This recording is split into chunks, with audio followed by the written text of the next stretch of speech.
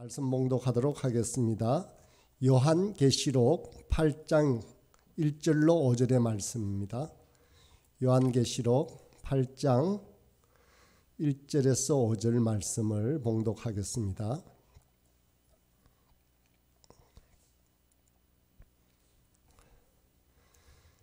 일곱째 인을 떼실 때에 하늘이 반시간쯤 고요하더니 내가 보매 하나님 앞에 일곱 천사가 서 있어 일곱 나팔을 받았더라. 또 다른 천사가 와서 제단 곁에 서서 금 향료를 가지고 많은 향을 받았으니 이는 모든 성도의 기도와 합하여 보좌 앞 금 제단에 드리고자 함이라. 향연이 성도의 기도와 함께 천사의 손으로부터 하나님 앞으로 올라가는지라. 천사가 향로를 가지고 제단의 불을 담아다가 땅에 쏟음에 우레와 음성과 번개와 지진이 나더라. 아멘. 미식 축구에 보면 이길 수 없는 상황에서 아주 극적인 패스 플레이를 하는 것을 헤일메리 패스라고 합니다.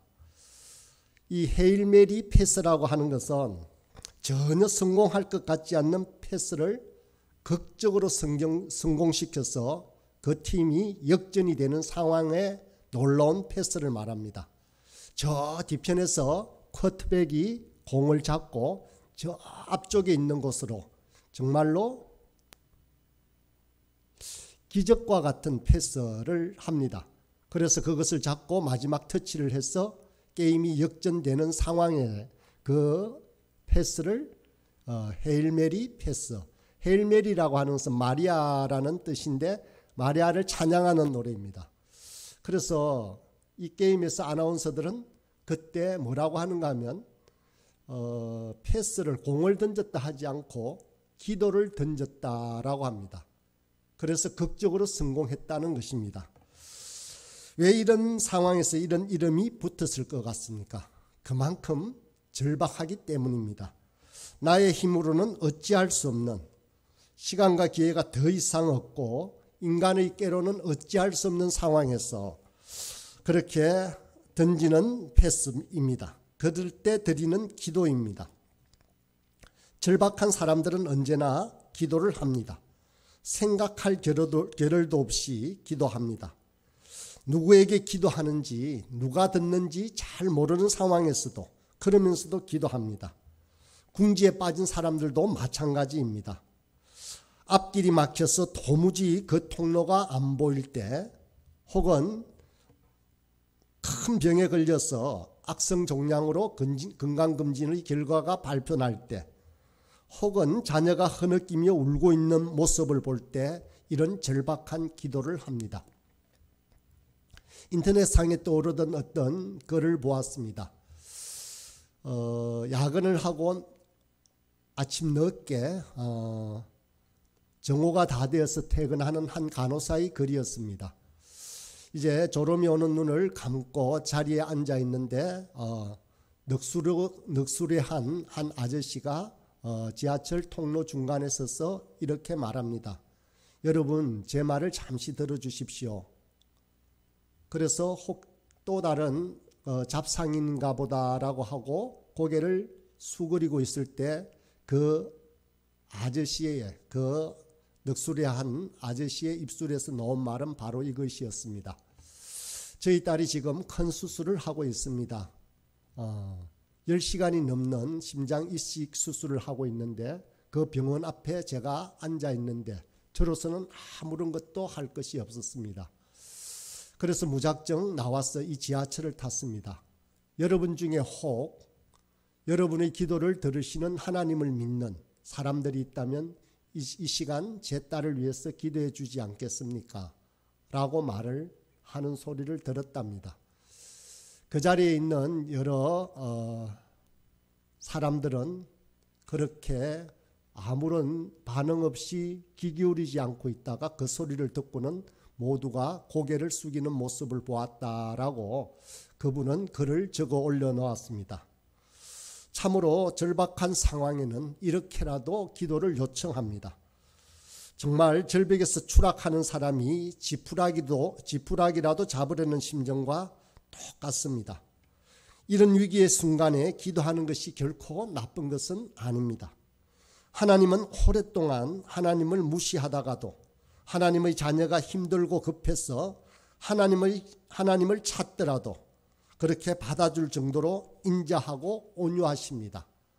그러나 말입니다. 이런 기도만으로 영적 삶을 지탱할 수는 없습니다. 결코 이런 기도만으로는 영적인 전쟁에서 승리할 수는 없습니다. 사실 많은 사람이 위기나 고통을 겪을 때만이 기도를 하고 나머지 시간에는 자신의 힘과 깨에 의지하는 삶의 패턴에 빠져 있습니다. 이런 삶은 우리가 기도에 대해서 우리가 정말 믿고 있는 것이 무엇인지를 보여줍니다. 만약에 우리가 기도해도 아무것도 달라지지 않고 우리가 기도하지 않는다라고 할지라도 모든 일은 원래 그대로 일어날 것이다 라고 믿는다면 우리의 기도 생활은 어떻게 되겠습니까?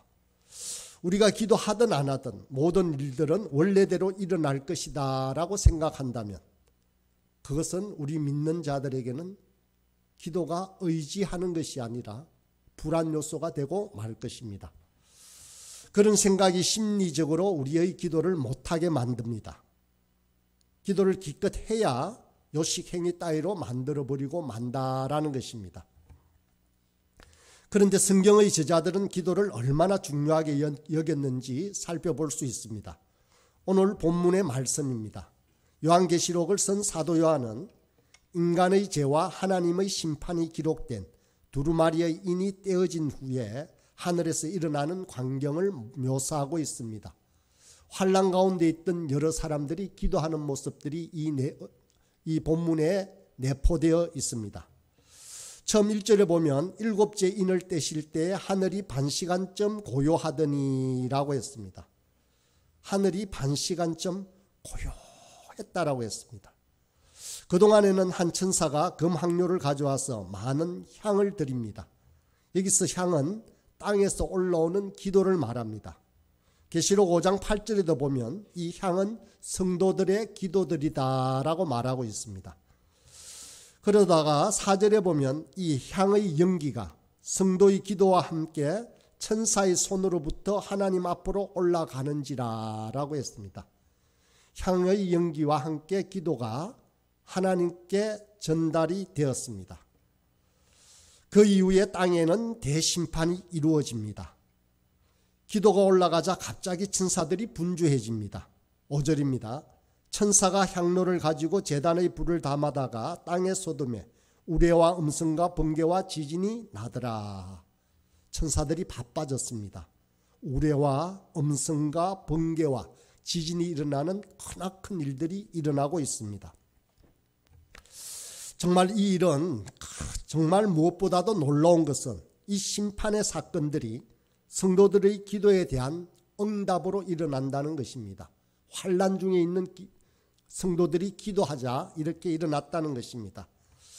보통 우리는 저 하늘에서 천국에서 우리가 사는 땅에서 일어난 일들을 간섭한다라고 생각합니다. 천국에서 이 땅의 일들을 조정한다고 생각을 합니다. 그런데 여기서는 반대입니다. 천국의 모든 일들이 조용하고 정지되어 있었습니다. 그런데 천사들이 쉬지 않고 하던 노래와 찬양이 갑자기 멈춥니다. 왜 그럴까요? 바로 누군가가 기도하고 있기 때문입니다. 천국의 모든 것이 멈추고 기도에 응답하는 움직임이 분주해진 것입니다. 성도들의 기도, 즉 저와 여러분의 모든 기도를 하나님께서 들으신다는 것입니다. 기도는 정말 중요합니다. 여러분들과 저의 기도가 천국을 움직이는 것입니다. 또 이 땅에서 일어난 일들은 바로 사람들이 기도하기 때문에 일어나는 일들입니다. 윌트 윙크라는 목사님이 이런 말을 했습니다. 저에게는 참 은혜가 되는 말인데, 인류의 역사는 중보자들, 즉 믿음과 기도를 드리는 사람들에 의해서 움직인다라고 했습니다. 인류의 역사는 권력자나 부자나 권세자나 군대나 대기업이나 세계적인 언론 재벌들에게 속해 있는 것이 결코 아닙니다. 그들이 하나님과 상관없이 큰 일을 이루고 이 세계 역사를 주도하는 것처럼 보입니다. 그러나 인간의 모든 행위들은 모두 까마득하게 잊혀질 날이 그리 멀지 않습니다. 그러나 세계의 역사는 중보하는 기도의 사람들에 의해서 이루어져 가고 있습니다. 중보기도는 예수님께서 지금도 하고 계신 일입니다. 로마서 8장 34절에 보면 이렇게 말씀하십니다. 죽으실 뿐만 아니라 다시 살아나신 이는 그리스도 예수니 그는 하나님 우편에 계신 자요 우리를 위하여 간구하시는 자신이라. 예수님은 지금도 하나님 우편에서 우리를 위해서 간구하고 계십니다. 예수님께서 이 땅에서 가르치신 기간은 3년 동안의 사역들은 3년간 지속이 되었지만 예수님께서 우리를 위해서 중보하는 기도의 사역은 2000년이 지나도록 지금까지 계속되고 있다는 것입니다. 기도에 대한 성경의 가르침은 분명하게 한 가지의 결론으로 기결이 됩니다. 기도는 상황을 변화시킨다는 것입니다. 기도를 하든 하지 않든 역사는 그대로 이루어질 것이다가 아니라 우리의 기도에 의해서 성도의 기도에 의해서 역사는 변화가 된다라는 것입니다. 성경에 그렇게 변화를 가져온 긴 기도가 있습니다. 아브라함이 여호와께서 소돔성을 멸망시키려 하신다는 사실을 알게 되었을 때입니다. 창세기 18장에 나오는 이야기인데요. 참으로 인상적인 것은 아브라함이 얼마나 주도 면밀하게 악착까지 끈기 있게 하나님께 그렇게 아뢰는 모습을 볼 수 있습니다. 아브라함은 자신의 말을 통해서 하나님께서 영향을 받고 행동이 달라질 수 있다라고 믿은 것이 분명합니다. 그래서 이렇게 말합니다. 18장 23절에 보니 아브라함이 가까이 나아가 이르되 주께서 의인을 악인과 함께 멸하려 하시나이까. 그 성중에 의인 50명이 있을지라도 주께서 그곳을 멸하시고 그 50의인을 위하여 용서하지 아니하시리니까. 주께서 이같이 하사 의인을 악인과 함께 죽이심은 부당하오며 의인과 악인을 같이 하심도 부당하나이다. 세상을 심판하시는 이가 정의를 행하실 것이 아니니까 라고 하나님께 따지고 있습니다. 그러자 하나님께서 승낙하시고 50명의 의인을 위해서 그 성을 멸하지 않겠다라고 말합니다. 그때 아브라함은 또 고민을 합니다. 하나님께 계속해도 될까? 인원을 좀 줄여볼까? 라고 말하고 담대히 계속합니다. 티끌과 같은 나라도 감히 죽게 고합니다. 45명은 안 될까요? 그러자 하나님은 그 요청에 동의하십니다. 그러자 아브라함은 40, 30, 20 점차 숫자를 줄여가면서 끈질기게 마지막에는 이렇게 말합니다. 32절에 보니 아브라함이 또 이르되 주는 노하지 마옵소서. 내가 이번만 더 아뢰리이다. 거기서 10명을 찾으시면 어찌하려 하십니까? 하나님께서는 다시 한 번 더 고개를 끄덕이시고 승낙을 하십니다. 결국 하나님께서는 롯과 그 가족을 구하십니다. 이 이야기를 들으면서 저는 받는 교훈이 있습니다. 하나님께는 때를 써도 된다는 것입니다.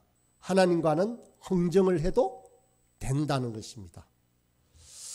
정말 멋으로 하는 번들어한 기도와는 성경이 말하는 기도는 다르다는 것입니다.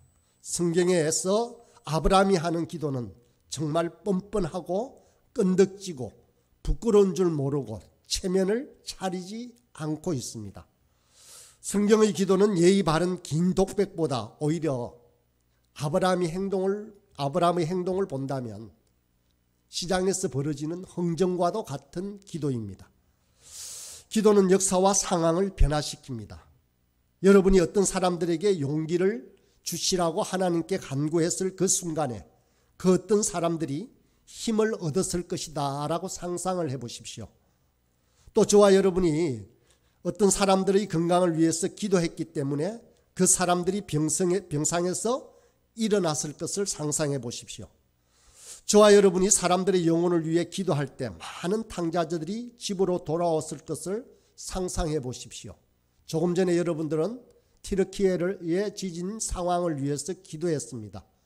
저와 여러분의 기도가 그곳에 있는 낙심하는 많은 영혼들이 또 하나님의 위로를 얻고 또 그 상황 속에서 구해지는 여러 영혼들이 있다라는 것을 우리 내리를 눈을 감고 생각을 해본다면 어떻게 우리가 기도를 멈출 수 있겠습니까?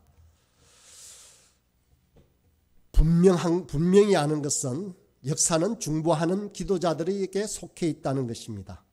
이 사실을 분명하게 믿는다면 우리는 결코 기도를 멈출 수가 없습니다. 그러나 기도는 저절로 되어지지는 않습니다. 제 생각으로는 모든 영적 훈련들 중에서 가장 어려운 것이 바로 이 기도의 훈련이 아닌가라는 생각이 듭니다. 또 많은 사람들이 정말 모두가 기도가 부족하다라고 인식을 합니다.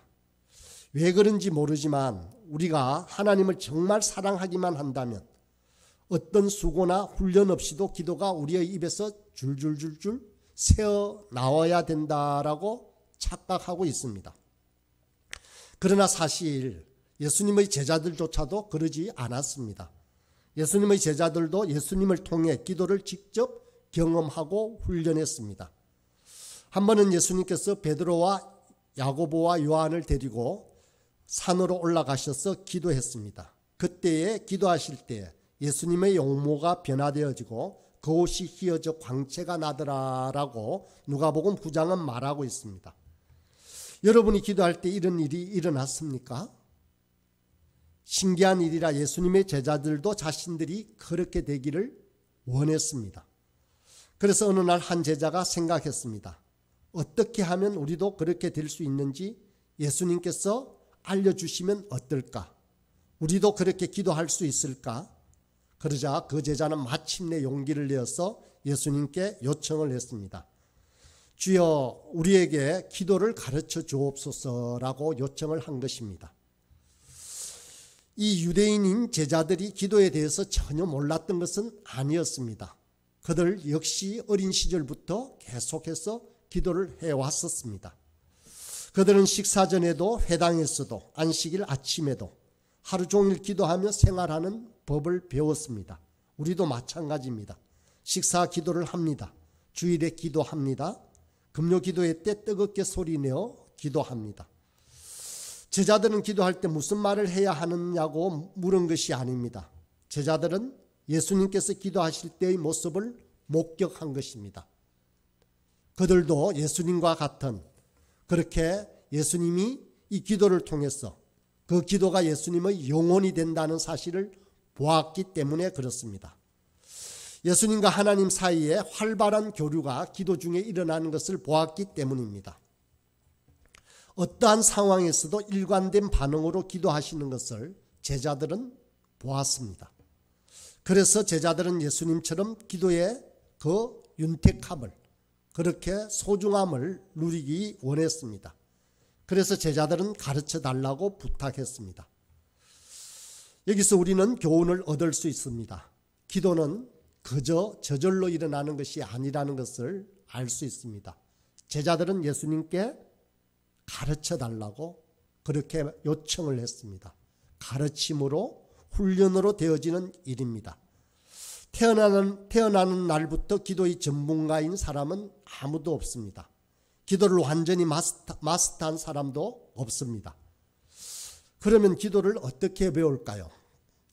저희 부활소망교회에서 우리는 여러 가지 기도를 합니다. 새벽 기도 때마다 기도하고 우리 오늘 수요 성령 집회 때도 찬양하며 기도를 합니다. 그렇지만 이 기도는 특별한 것이 없습니다. 기도의 기초부터 한번 다시 생각해 보겠습니다. 기도하는 법을 배우려면 두 가지가 필요합니다. 그것은 바로 시간과 장소입니다. 정규적인 기도 시간을 확보해야 합니다. 시작이 거창할 필요는 없습니다. 짧은 시간이라도 괜찮습니다. 감정에 따라 기도의 시간이 변화되지 않으면 더욱 좋습니다. 기분이 좋다고 기도를 오래 하고, 기분이 나쁘다고 기도를 짧게 하고, 그렇게 해서는 안 됩니다. 날마다 될 수 있으면 같은 분량의 시간을 따로 배정하고 정해진 시간에 기도를 드리는 것이 좋습니다. 매일 기도에 집중할 시간을 선택해 보십시오. 매일 같은 시간으로 해야 합니다. 우리 교회는 모든 교인들을 기도의 사람으로 세우기 위해서 그렇게 정관도 마련하고 그렇게 훈련하고 있습니다. 방해받지 않는 정해놓은 시간에 기도하지 않으면 평생의 습관이 결코 되지 않습니다.